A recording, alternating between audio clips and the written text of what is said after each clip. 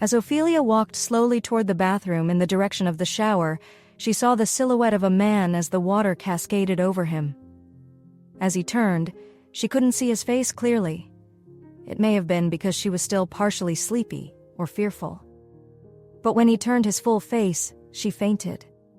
The man saw her fall and quickly took a towel and wrapped it around him. He carried her to the bed. He rushed back and dipped a small hand towel in water, coming back to her. He kept wiping her neck, hoping she would open her eyes. When she did, she thought she dreamt it until she turned her head slightly and saw his face. You... What are you doing here? Ophelia said, her voice laced with fear. I live here, the man said. How is that possible for a pizza delivery guy to live in a castle of this size? She said sarcastically. So where are you coming from? Pizza delivery guys are poor, the man asked her as he dabbed her face with a wet towel. Stop touching me. Get off my bed. What are you doing here, you pizza guy? Ophelia said angrily. Why are you angry? You are my wife. You are married to me, remember? The man said, laughing.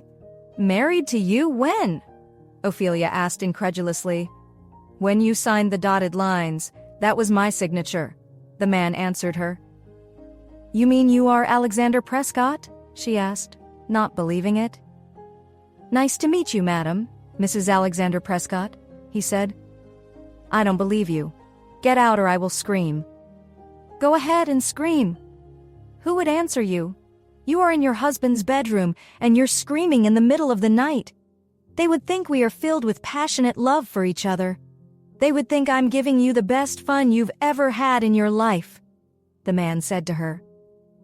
You're such a funny girl, Alexander said. You are a funny boy, Ophelia said. You called me a boy because I met you asleep and I didn't touch you? Okay, let's prove if I'm a boy or not, he said.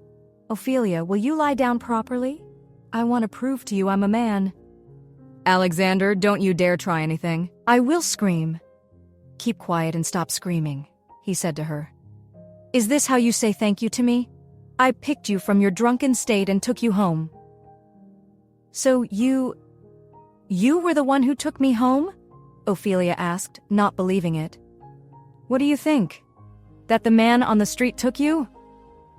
Oh, well, if I had done anything to you, you would have remembered me, Alexander said. Alexander, get out of my room. This is my room, Ophelia screamed. Calm down. This is our room. We are going to share this bed together. We are sleeping together tonight, Alexander said. Won't you join me in bed? He said and beckoned her. In your dreams? Ophelia said. Ophelia, do you know you have choices? Okay, you want me to kiss you. That kiss was good. You know we could share another. What do you think? Alexander, what are you doing here? You are the pizza delivery guy. What are you doing in my home? Ophelia said repeatedly. Ophelia, you are my wife. This is our home. I don't think you heard me. I said I am your husband, Ophelia, and I will remain so until death do us part. Get that into your thick skull and come over here and lie down on the bed beside me. Sleep well. If you don't want to sleep, good night, sweet dreams. Dream of me making your toes curl and making you cry in pleasure, he said, and before long, he was snoring. Ophelia couldn't believe her eyes. How can a delivery guy? This is unusual. She sat down on the sofa. I will sit here and sleep on this sofa, she told herself. About 30 minutes later, she felt so uncomfortable she decided she would go to the bed. She lay down on the bed very far away from him. Before long, she fell asleep. The next morning, she woke up early, carried out her morning routine, got dressed, and was preparing herself to go to the office. It was Monday. Her husband turned to look at her. He was still in bed. Where are you going, Ophelia? I'm going to work. Today is Monday, she said. You are on honeymoon. You are going to work? He asked. Alexander, in case you don't know, this does not look like a honeymoon to me, so I'm going to work. Oh, because I did not touch you. Do you want me to touch you, Ophelia? He asked seductively. Look at me, he said, his eyes so mesmerizing, and she was almost sinking in. Get out of my room, Ophelia snapped. Do you want me to touch you, Ophelia? We can start right away. We can start this morning. As you can see, I'm ready. Come to bed, her husband said, teasing her. Not in your life, Ophelia said. Did you think I would allow you to touch me? You said you married me. Husband, my foot, she said, not bothering to hide her disgust. Her husband looked at her. Well, if you don't believe I'm your husband, I want to prove it to you now, he said, pretending to remove his clothes. Ophelia ran into the bathroom. Her husband laughed. He lay back on the bed and tried to go to sleep. When Ophelia stepped out of the bathroom, it was to hear her phone ringing. She quickly picked it up and checked the caller ID. She realized it was Mr. Harrison, her boss. Good morning, Mr. Harrison. What is good about the morning, Ophelia? We hear you are on your honeymoon. You got married and you didn't care to tell anybody in the office. I never thought I would see the day you counted me as one of your enemies. You didn't tell me. I didn't know. I have just heard it. We're not even sure in the office if it is true or not. Are you truly married, Ophelia? Yes, sir, she said in a timid voice. Anyway, have a wonderful honeymoon. We are not expecting you in the office. You are free to go on your honeymoon. Bye. Boss? Ophelia said, feeling shame. Alexander laughed again from where he was lying on the bed. He laughed so hard he began to cough. Then he stopped laughing, shut his eyes, and tried to get back to sleep. Alexander, I know this is your handiwork, so this is you. What are you trying to prove here? I don't understand, I'm confused. How did you get to be my husband? Who are you? Can you tell me about yourself? Ophelia asked in confusion. Ophelia, my darling Ophelia. Don't call me that, I'm not your darling. Then what are you to me? You're my wife. You're my darling, you're my sweetheart. Okay, you want to hear me say I love you? I love you so much, Ophelia. Ophelia dropped her handbag, looked at her husband one more time, and walked out of the room. Her husband went back to sleep. Ophelia walked down to the kitchen to find out if breakfast was ready. She was hungry. On her way to the kitchen, she met her sister-in-law, Vicky. Vicky looked at her with scorn, looking at her from head to toe. Lazy boots. You've just woken up, right?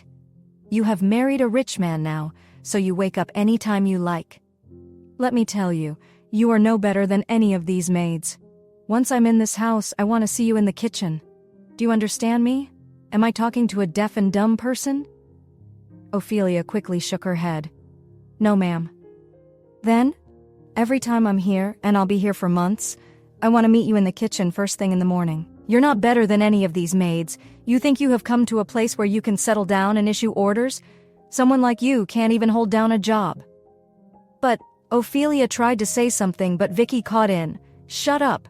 I told you, whenever I speak, do not speak, her sister-in-law said. Ophelia didn't know what to say. She was just tired of this lady. If she had known that she would meet her, she wouldn't have come out of the room. It would have been better to stay with her husband than to confront her. Quickly, Ophelia turned on her heels. Where are you going? Her sister-in-law said. Come back here. I'm in the kitchen. Do you think your place is not with the maids? Come and join them to make breakfast, her sister-in-law said with scorn. Ophelia entered into the kitchen to join them. The maids looked at her and were actually afraid to get close to her because they had been told that she was the madam of the house. She is their boss's wife. They didn't understand why their boss's sister hated her so much, but they decided they were not going to come between them, so Ophelia went there and helped to wash the cups and plates. When she saw her sister-in-law turn and leave the kitchen, she too walked out of the kitchen and headed back to her bedroom. She'd rather die of hunger today. She would stay indoors. She wouldn't go out. As she walked into the bedroom, she found her husband was still snoring. She wondered where he had gone to. This pizza delivery boy? Has he been delivering pizza all through the night? She wondered to herself. There were too many questions she had that needed answers, and this man was the only one who could give her those answers. But he didn't seem to want to give her any. He wanted to avoid the topic. Why? Why did Mother do this to me? Did Mother hate me so much? She asked herself. Feeling tired, she picked up the book she had been reading and sat on the sofa. She read for a while until she fell asleep. When her husband woke up, he found her fast asleep. He carried her, brought her to the bed and laid her down, pulling the duvet up to cover her. In many ways, she's still a little girl, her husband said to him. He went into the bathroom, showered, towel dried, and dressed. He sprayed some hot perfume and went down. He had 1 or 2 meetings today with partners and investors. Breakfast was ready. He sat down and had his breakfast. His sister was there with him, so he asked her if she had met Ophelia. "Little sis, have you met my wife?" "Oh, that gold digger?" "Don't call my wife that, I don't like it." "Oh, my brother, you know all these girls, you know how they are. Don't be fooled by their innocent looks. All they want is your money. None of them love you." "Don't worry. Let me be the judge of that, sis, okay? And please treat her with every respect that you accord me. If you do not treat her well, then it means you do not respect me." "Okay, I'll be going to the office. I have a couple of meetings to attend." "Okay, my darling brother," she replied.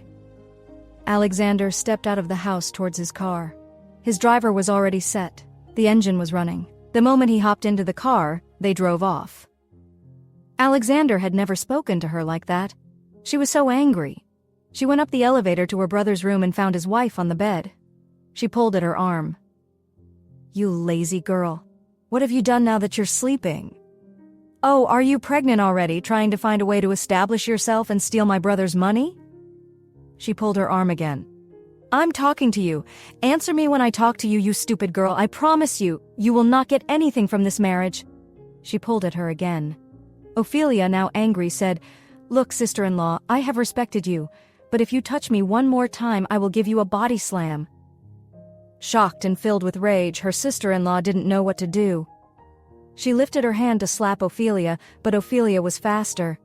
She held her hand as it almost landed on her. Her grip was firm on her sister-in-law's hand. Vicky was shocked. She expected to give her a slap on the face, but she failed woefully. "You will see," her sister-in-law said, forcefully pulling her hand from Ophelia's grip. "You will see. I will make sure you leave this marriage, and you will see what I will do," she promised as she stormed out of the room. Ophelia smiled to herself, saying, "You are too small to send me out of my husband's home. You can do nothing. I'm here to stay. My husband told me last night that it is only death that will part us. Silly, spoiled brat," Ophelia said to herself after her sister-in-law had left the room. "Now I know a way to remove this piece from my chessboard."